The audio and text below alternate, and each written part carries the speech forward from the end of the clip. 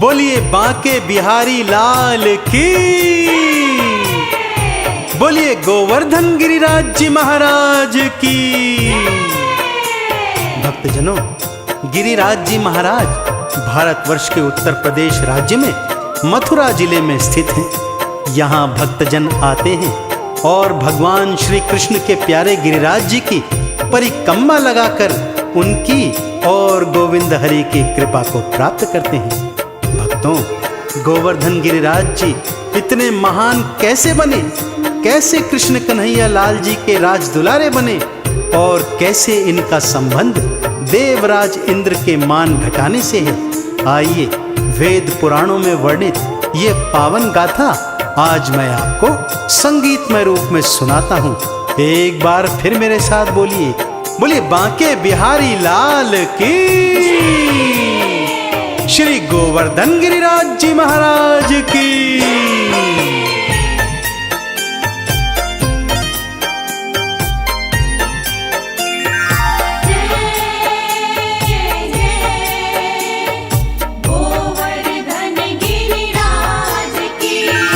आओ सुनाओ भक्तों गिरिराज की कहानी, आओ सुनाओ भक्तों गिरिराज की कहानी।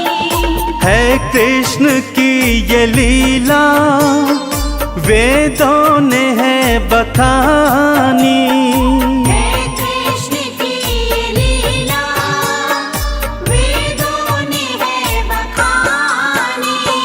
आओ सुनाओ भक्तों गिरिराज की कहानी, आओ सुनाओ भक्तों गिरिराज की कहानी।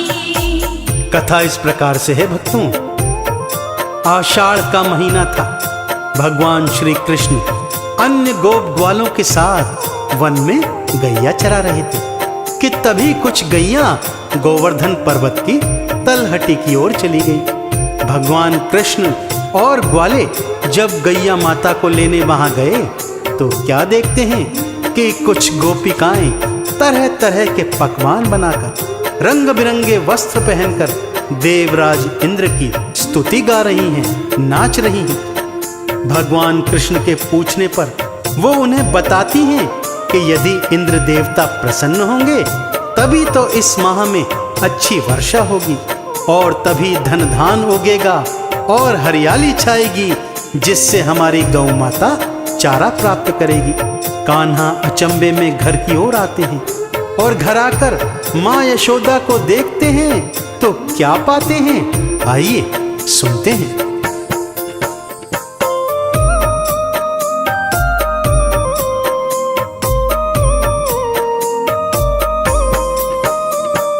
माता भी इंद्र पूजे पकवान थी बनाती, माता भी इंद्र पूजे पकवान थी बनाती। है महान इंद्र देवा कान्हा को थी बताती।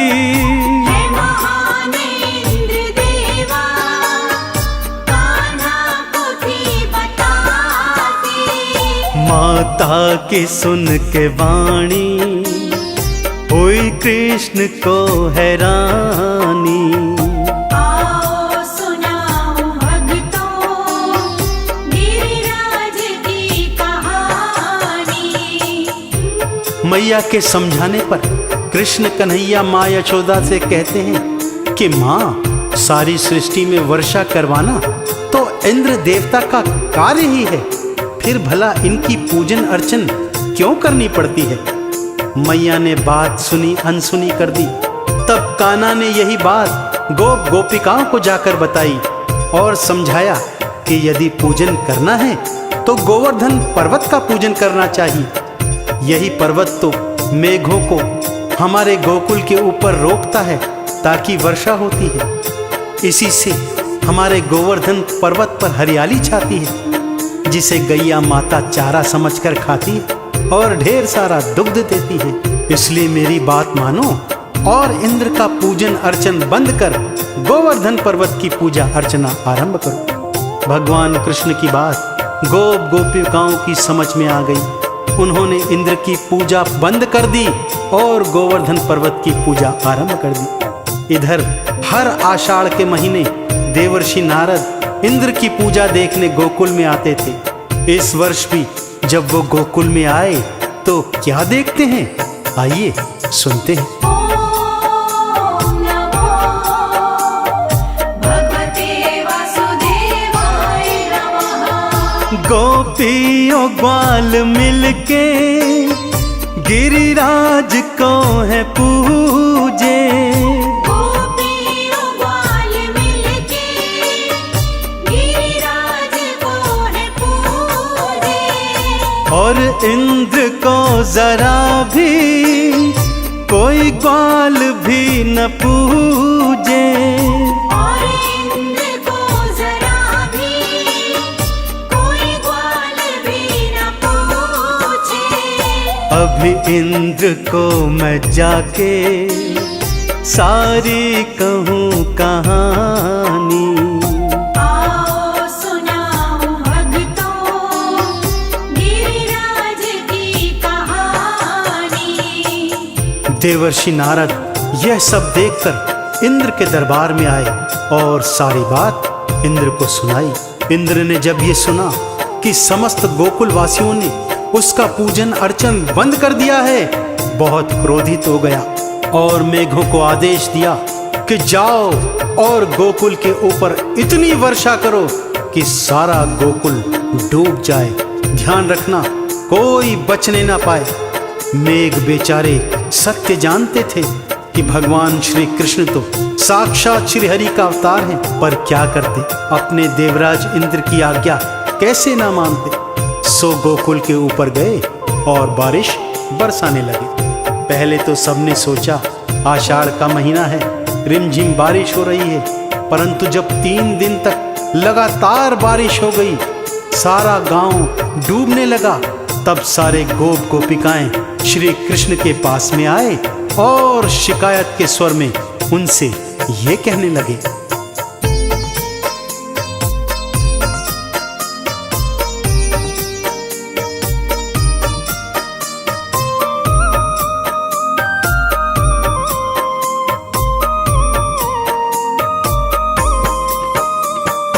बातें तुम्हारी सुन के नहीं इंद्र को था पूजा। बातें तुम्हारी सुन के नहीं इंद्र को था पूजा। अब क्रोध हम सभी को गोपाल सहना होगा। अब क्रोध हम सभी को गोपाल सहना होगा। गलती हुई है हमसे, बातें तुम्हारी मानी। आओ सुनाओ भक्तों गिरिराज की कहानी। 7 दिनों तक लगातार वर्षा होती रही भक्तों। सारा गोकुल लगभग डूबने लगा था। गोधन अन्न धन की बर्बादी हो रही थी। सभी लोग कन्हैया के पास जाकर हाहाकार कर रहे थे। तब कन्हैया ने सभी को अपना गोधन लेकर गोवर्धन पर्वत की तलहटी में आने को कहा। जब सारा गोकुल अन्न धन लेकर गोधन लेकर गोवर्धन पर्वत की तलहटी में आया, तब भगवान कृष्ण ने अपनी लीला दिखानी प्रारंभ की। एक हाथ से बांसुरी बजा रहे हैं, सब हैरान हैं कि कन्हैया ये क्या कर रहे हैं, कि तभी दूजा हाथ पर्वत के आधार के नीचे घुसाया और हाथ की छोटी उंगली पर गिरिराज महाराज को उठा लिया। सब भगवान कृष्ण की लीला देखकर हैरान हैं। सभी को भगवान ने आदेश दिया कि सब पर्वत के नीचे आ जाएं और बारिश से अपना बचाव करें। सारा गोकुल अन्न धन गोधन लेकर पर्वत के नीचे आ गया और बारिश से बच गया। इंद्र को जब ये ज्ञात हुआ तो देवर्षि नारद के सहित वहां पर साक्षात आ गया।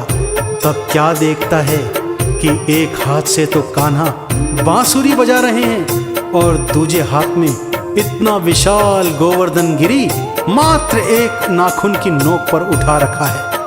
इंद्रराज कुछ समझ पाता कि तभी श्री हरि ने उसे अपना विराट रूप दिखा दिया।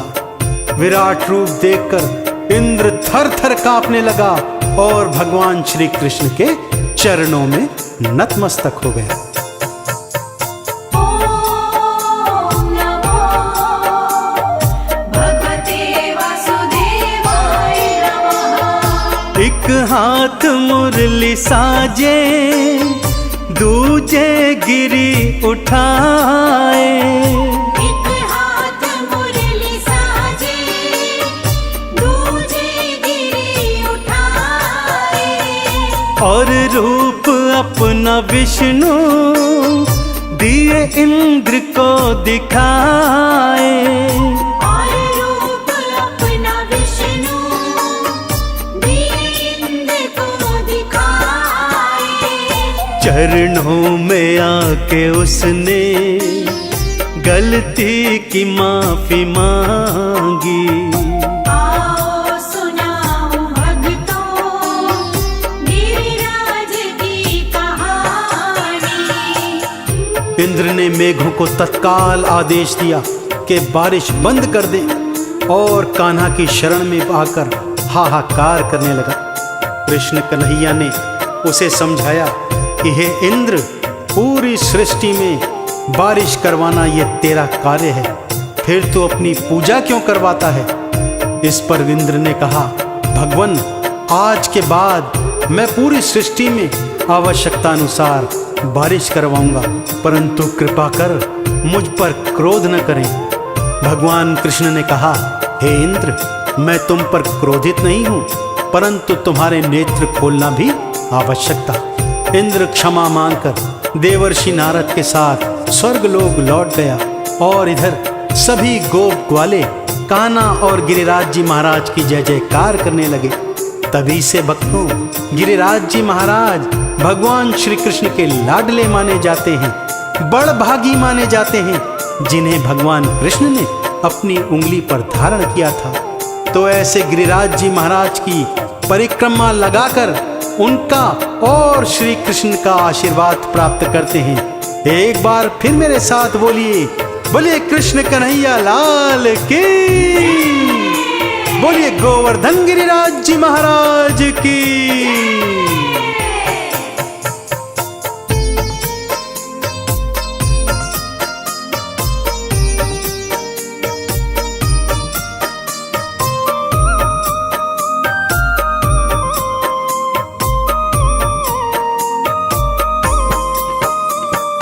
बड़भाग्य गिरी राजा श्री कृष्ण ने उठाया, बड़भागी गिरी राजा श्री कृष्ण ने उठाया। माटी से सबने भक्तों चंदन तिलक लगाया। माटी से सबने भक्तों चंदन तिलक लगाया। गिरिराज जी की महिमा सबने है भक्तों मानी।